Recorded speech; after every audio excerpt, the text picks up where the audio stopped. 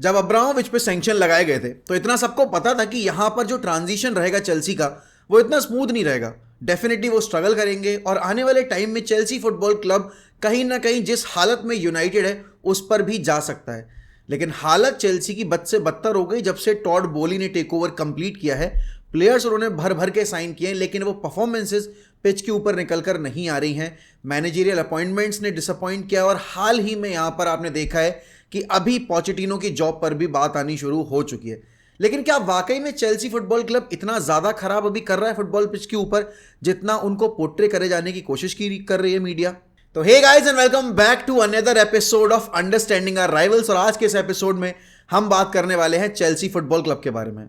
अब वैसे तो देखा जाए चेल्सी इस वक्त पे प्रीमियर लीग के स्टेटस के हिसाब से अच्छा परफॉर्म नहीं कर रहा है। वो लगातार दूसरी साल आउटसाइड यूरोपियन फुटबॉल फिनिश कर सकते हैं और यहां पर पोचेटिनो जिनको हाल ही में अपॉइंट किया गया था सीजन की स्टार्टिंग में, उनकी जॉब पर वापस से बात आ सकती है। अभी कंटेंशन में बहुत सारे मैनेजर्स हैं जो कि चेल्सी की जॉब के लिए अप्लाई कर सकते हैं और चेल्सी की जॉब हासिल भी कर सकते हैं और उसी में एक नाम आपके फॉर्मर मैनेजर बेसिकली जोसे मोरिन्यो का है। और अभी क्योंकि यहां पर लेटेस्ट जो अनाउंसमेंट आया है थॉमस टूकल के एंड से, तो थॉमस टूकल का नाम भी वापस से गूंज रहा है स्टैमफोर्ड ब्रिज में। अब यहां पर समझने वाली बात यह है कि पोचेटिनो जो कि लीग के अंदर अच्छा नहीं कर रहे हैं लेकिन कप कॉम्पिटिशन्स में चेल्सी को वो कैराबा कप के फाइनल में ले जा चुके हैं, जिसको हाल ही में उनको फाइनल में फेस करना है लिवरपूल के अगेंस्ट, और यहां पर एफए कप में भी अभी तक जिंदा हैं और उम्मीद लगा रहे हैं कि लेटर राउंड्स में जाते में कम से कम सेमीफाइनल तक तो वो चेल्सी को कैरी करके लेके ही जाएंगे। बट यहां पर अगर हम परफॉर्मेंसेस की माने तो क्या पोचेटिनो की टीम जो है वो वाकई में इतनी ज्यादा खराब है? क्योंकि अगर हम स्टैट्स उठाकर देखें तो भले ही चेल्सी अभी 10th पोजीशन पर हो, उन्होंने यूनाइटेड से ज्यादा गोल स्कोर किए हैं, उन्होंने यहां पर वेस्ट हैम से ज्यादा गोल स्कोर किए हैं, बट डेफिनेटली सबसे बड़ा कंसर्न जो उनके लिए रहा है वो रहा है उनकी लैक ऑफ फिनिशिंग, उनकी lack of maturity in front of the goals. अब ऐसा नहीं कि चेल्सी इस पूरे सीजन में सिर्फ खराब ही फुटबॉल खेलते हुए आया है। आप अगर उनके स्टैट्स उठाकर देखेंगे तो इतनी अनप्रेडिक्टेबिलिटी के साथ उन्होंने परफॉर्म किया है कि यहां पर उन्होंने मैन सिटी के अगेंस्ट, जो टीम आपकी लास्ट ईयर ट्रेबल जीती है, इस साल भी अल्टीमेट फेवरेट्स है लीग जीतने के, उसके अगेंस्ट दोनों मैचेस ड्रॉ किए और बहुत ही कन्विंसिंग तौर पर परफॉर्मेंस डिलीवर की है।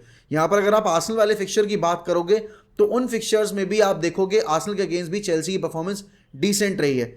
लिवरपूल के अगेंस्ट एक जो लेग खेला उस पर पहले आपके गेम वीक में उन्होंने ड्रॉ निकाला।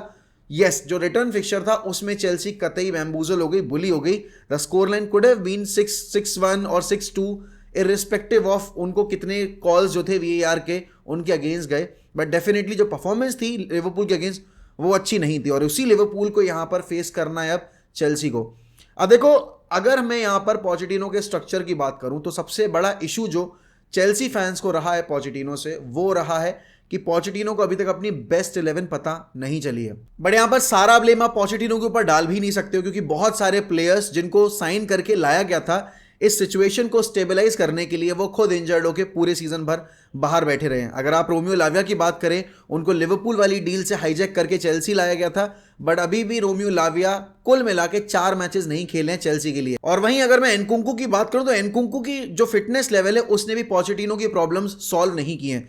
निकोलस जैक्सन और एनकुंकू को इस सीजन में लाया गया था जहां पर एक्सपेक्टेड था कि वो गोल स्कोर करेंगे एंड डेफिनेटली चेल्सी को हेल्प करेंगे, बट कहीं ना कहीं आपको ये पता है कि आपके जो फिनिशर्स हैं वो the number of chances created जो रहे हैं चेल्सी के एंड से उनको 50% भी कन्वर्ट करने में सक्षम नहीं रहे। और इसीलिए आपने देखा है कि उन मैचेस में जहां पर चेल्सी को मैचेस जीतने चाहिए थे, बुली कर देना चाहिए था सामने वाली टीम्स को, वहां पर चेल्सी की परफॉर्मेंस जो है वो इतनी कन्विंसिंग नहीं रही है। ऑल्सो अगर बात की जाए, अगर आप बात करोगे यहाँ पर स्टर्लिंग की परफॉर्मेंसेस की या फिर आप बात करोगे उनके जो कैप्टन है बेसिकली रीस जेम्स, अब देखो इस सारी सिचुएशन में ना रीस जेम्स की सिचुएशन जो है वो सबसे ज़्यादा क्रिटिकल रही है इस वक्त पे चेल्सी के लिए।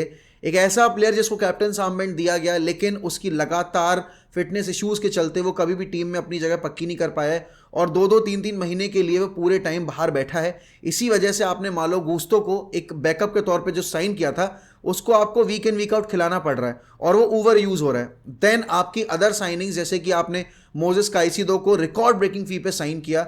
मोजेस काइसिडो भी ट्रांजिशन में है अभी और उस लेवल परफॉर्म नहीं कर रहे हैं बेसिकली जिस लेवल पर आपने उनको ब्राइटन में परफॉर्म करते देखा था।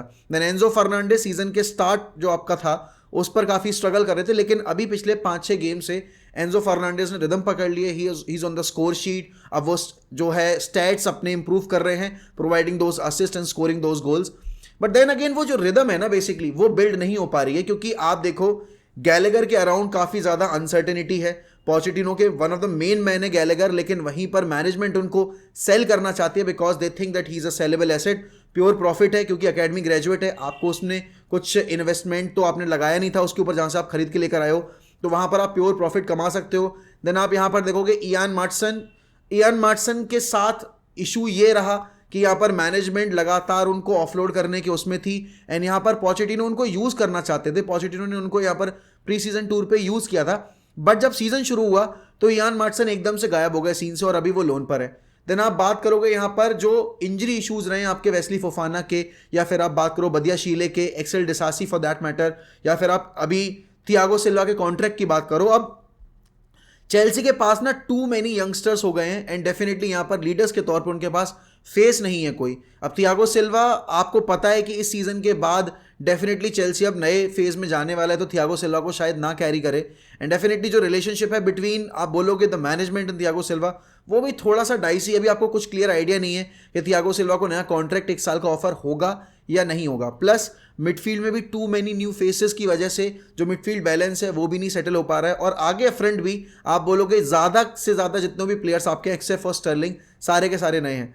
एक प्लेयर बेसिकली जिसने अपनी एक्सपेक्टेड जो हाइप थी उसको एक्सीड कर दिया, या फिर एक्सपेक्टेड लेवल ऑफ परफॉर्मेंस जो उससे आपका था उसको एक्सीड कर गया, that is Cole Palmer. And इस पूरे सीजन में सबसे बड़ा टॉकिंग पॉइंट अगर प्रीमियर लीग में कोई एक ट्रांसफर कर रहा था तो वो था कि मैन सिटी छोड़कर कोल पार्मर चेल्सी क्यों जा रहे हैं। एक ऐसा क्लब जो कि यूरोप में नहीं है, एक ऐसा क्लब जो कि बेसिकली अभी देखा जाए उस अभी लेवल पे हिट नहीं हुआ है जहां पर वो एक स्टेबिलिटी प्रोवाइड कर सके कोल पार्मर जैसे प्लेयर के लिए।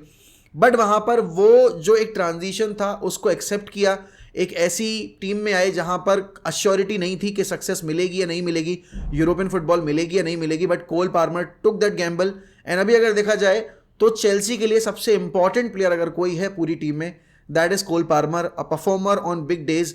मैन सिटी के अगेंस्ट गोल स्कोर करना, चेल्सी जब आर्सेनल के अगेंस्ट खेली तब गोल स्कोर करना, then scoring against Liverpool as well, तो he has been there. And definitely यहाँ पर अभी कोल पार्मर के अराउंड अगर चेल्सी टीम बिल्ड करना शुरू करती है तो काफ़ी इंटरेस्टिंग हमें एक टर्न ऑफ इवेंट्स देखने को मिल सकता है। बट उनको अगले सीजन में जाते में या फिर अभी जो बचा हुआ सीजन है उनका मेन ऑब्जेक्टिव है कि हर गेम को बेसिकली नॉकआउट राउंड की तरह ट्रीट करें। अब आप सबको पता है कि यहाँ पर चेल्सी अगर मिस आउट करती है चैंपियंस लीग फुटबॉल पे या यूरोपा लीग फुटबॉल पे या कॉन्फ्रेंस लीग फुटबॉल पे, तो इस साल के बाद उनके लिए फाइनेंशियल फेयर प्ले में काफ़ी मुश्किल खड़ी हो सकती है, क्योंकि उनके पास जो क्वेश्चन था वो ब्लो अवे हो जाएगा लगातार 3 साल बिना यूरोपियन फुटबॉल के। और फिर उस पॉइंट ऑफ टाइम पे चेल्सी किस तरीके से अपनी स्क्वाड प्लानिंग करती है। अब यहाँ पर आप देखोगे जितने भी प्लेयर्स अभी चेल्सी में उसमें ज़्यादातर प्लेयर्स इंजरी प्रोन है। अगर आप वेस्ली फोफाना की डील पे बात करो, मोर देन 70 मिलियन पे किया चेल्सी ने, और अभी आप वेस्ली फोफाना को पूरे सीजन भर फीचर होते नहीं देख पाओगे। देन अगेन आप देखो यहाँ पर बदिया शीले और एक्सेल डिसासी में भी आप सिलेक्शन जो है वो इधर उधर होता देखते रहते हो, कभी बदिया शीले खेल रहे हैं, कभी एक्सेल डिसासी खेल रहे हैं। ऑल दो एक्सेल डिसासी की अभी परफॉर्मेंस जो मैन सिटी के अगेंस्ट थी वो काबिल तारीफ थी। मालो गुस्तो की जो परफॉर्मेंसेज रही हैं बेसिकली, तो अब जब रीस जेम्स वापस आएंगे तो प्रिफर्ड राइट बैक कौन होगा। और लेट्स से कि इतनी इंजरी इश्यूज के चलते अगर रीस जेम्स अगले सीजन में जाते में भी बेसिकली परफॉर्मेंस आपके नहीं इंप्रूव करते हैं और अपनी जो फिटनेस लेवल है वो इंप्रूव नहीं करते हैं, तो क्या फिर उस पॉइंट ऑफ टाइम पे चेल्सी ये डिसीजन लेगी कि now is the right time to move on from Reece James. क्योंकि इस वक्त पर बहुत ज़रूरी है कि चेल्सी फुटबॉल क्लब अपना कोर डिसाइड करे कि उनको किन प्लेयर्स का अगले 5 साल का प्रोजेक्ट जो है वो बिल्ड करना है। और रीस जेम्स की जो फिटनेस लेवल रही है उसको देखते हुए अगर कोई लेट्स से कि बड़ा क्लब आता है रीस जेम्स को साइन करने के लिए, आई थिंक चेल्सी को शायद वो गैम्बल खेल देना चाहिए। देन आपको चिलवेल का भी सेम इशू है। आप यहाँ पर अगर देखोगे चिलवेल का भी फिटनेस इशू काफ़ी ज़्यादा रहा है। आपको मार्क कुकुरेया जैसे बहुत सारे प्लेयर्स ऐसे हैं जिनसे आपको मूव ऑन करना पड़ेगा, और उस केस में आपके पास शायद मार्क कुकुरेया वो नाम निकल कर आए जिनको आप बेचना चाहोगे। थियागो सिल्वा का कॉन्ट्रैक्ट शायद अपना एक्सटेंड करो। Chelsea definitely need a new goalkeeper, Kepa Arrizabalaga से मूव ऑन करना पड़ेगा। पेत्रोविच ने अच्छा काम किया है। अगर आप बात करोगे रॉबर्टो सैंचेज ने डिसेंट काम किया, लेकिन चेल्सी फुटबॉल क्लब को हमने देखा है कि उनके पास आपके पीटर चेक रहे हैं, देन उन्होंने कोर्टुआ को रखा हुआ था गोलकीपिंग डिपार्टमेंट में, उसके बाद मेंडी भी आए, बट यहाँ पर उस लेवल का भी कीपर है नहीं चेल्सी के पास। और Chelsea football club one of the best keepers deserve करता है। और जैसे कि मैंने कहा कि मिडफील्ड में भी काफी ज्यादा यंगस्टर्स अगर आप देखो तो चुकुमेका हो गया, आपका काइसिडो हो गया, Enzo is also pretty young, then Romeo Lavia is also pretty young. तो एक जो बैलेंस आपके टीम में होना चाहिए यंगस्टर्स का और एक्सपीरियंस प्लेयर्स का, वो कहीं ना कहीं अभी नहीं है चेल्सी के अंदर। और इसीलिए आप देख रहे हो कि जब एक आधा गेम में वो ट्रेल करते हैं तो शोल्डर्स प्लेयर्स के ड्रॉप हो जाते हैं, क्योंकि अदर देन थियागो सिल्वा उनके पास कोई है नहीं जो इतना एक्सपीरियंस प्लेयर जो कि उनको गाइड कर पाए through the difficult phase. And then up top भी रहीम स्टर्लिंग के केस में काफ़ी आप अनश्योर रहते हो कि वो किस दिन किस तरह की परफॉर्मेंस ड्रॉप करेंगे। अभी मैन सिटी वाले गेम में ही was decent. Also Nicolas Jackson is not the number 9 जो कि चेल्सी को लीड कर सकता है। और डेफिनेटली यहां पर आप बोलोगे कि मुद्रिक की परफॉर्मेंसेज उनकी 100 मिलियन की प्राइस टैग को जस्टिफाई नहीं करती। तो क्या हार्श कॉल लिए जाएंगे इस मार्केट में उतरते में? क्या मुद्रिक से मूव ऑन किया जाएगा? क्या यहां पर अगर इंग्लिश टीम्स में से किसी एक को ऑफर किया जाता है स्टर्लिंग को, तो क्या चेल्सी को बेच देना चाहिए? एंड डेफिनेटली यहां पर निकोलस जैक्सन का अपग्रेड अगर चेल्सी ढूंढ रही है तो क्या वो मार्केट में उतरकर आइवन टोनी या विक्टर ओसिमेन जैसे प्लेयर्स को लाने की कोशिश करें? क्योंकि अगर देखा जाए तो यहां पर सर्टेन नेम्स होंगे जो डेफिनेटली खेलना चाहेंगे आपके यूरोपियन फुटबॉल में फॉर चेल्सी फुटबॉल क्लब। लेकिन अगर चेल्सी यहां पर सिक्योर नहीं कर पाती है यूरोपियन फुटबॉल, तो कौन से वो नाम होंगे जो कि फ्रंट लाइन पे चेल्सी अपॉइंट कर सकती है, साइन कर सकती है? अब जैसे अगर मैं आइवन टोनी की बात करूं, इस साल के बाद डेफिनेटली आइवन टोनी मूव करना चाहेंगे आपके ब्रेंटफोर्ड से, और ब्रेंटफोर्ड अच्छा खासा पैसा भी डिमांड करेगी।